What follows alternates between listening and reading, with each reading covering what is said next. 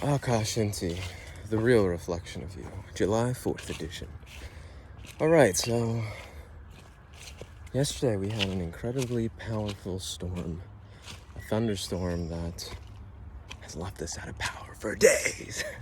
No, it is in truth that it's been a little under 24 hours at this point of being out of power. One of the things I love about being out of power, though, is how quiet it gets in the house.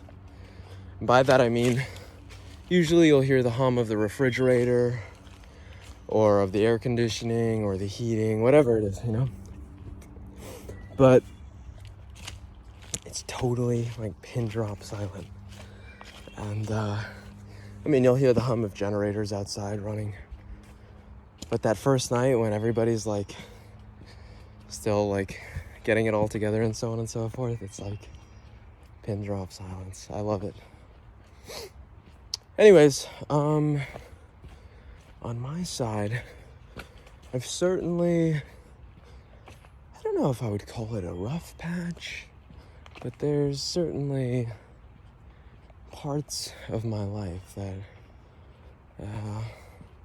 things aren't going according to the way I would have liked them to go. Let's put it that way.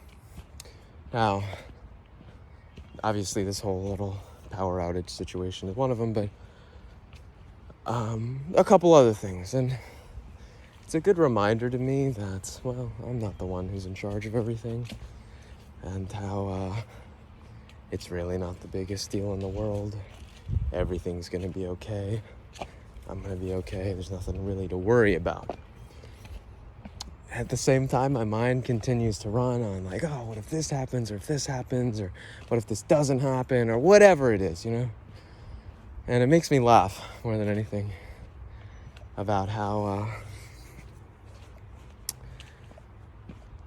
much I think I'm in control of everything that goes on around me, when there's a part that I certainly control, Example, I was just exercising in the woods here right now, and I can certainly control that, I can control where I place myself in the world, among which people. I can control a few things in my life, for sure. Those things completely out of my control. Especially as it relates to others, That is something that I have zero control over, I could be like, hey, what's up? And somebody might not say anything to me. But what's in my control in that scenario is how do I respond to that? That's somebody not saying anything to me. Do I get all bent out of shape? Do I get angry? Do I get sad? Do I get hurt, Or do I stay silent and maintain my peace, keep moving on, put my focus and attention on the next thing?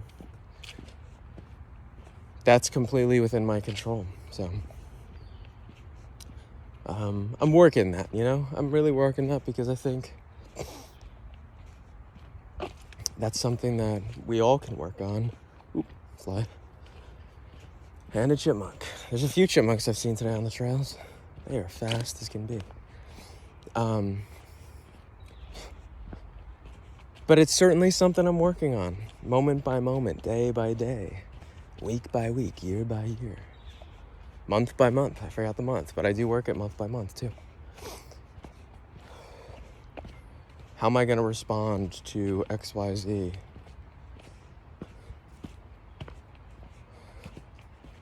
And that's it. More often than not, I don't have an answer of my own, right? I might be like, well, the first instinct in me tells me to tell this person to F off, or whatever it is, There's always some, it tends to be a very emotional reaction to something, for whatever reason, Obviously, if it's a emotionally charged situation, but there's that second thought. And what does that second thought tell me? Well, I could, or I could do something else, Perhaps I don't say anything and take a moment to just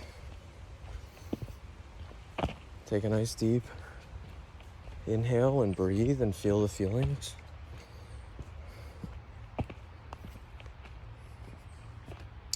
And maybe get back to them later. So I don't always do that well, and that's something I keep practicing in the day that I'm in. Thus, keep up, thrive, stay sexy.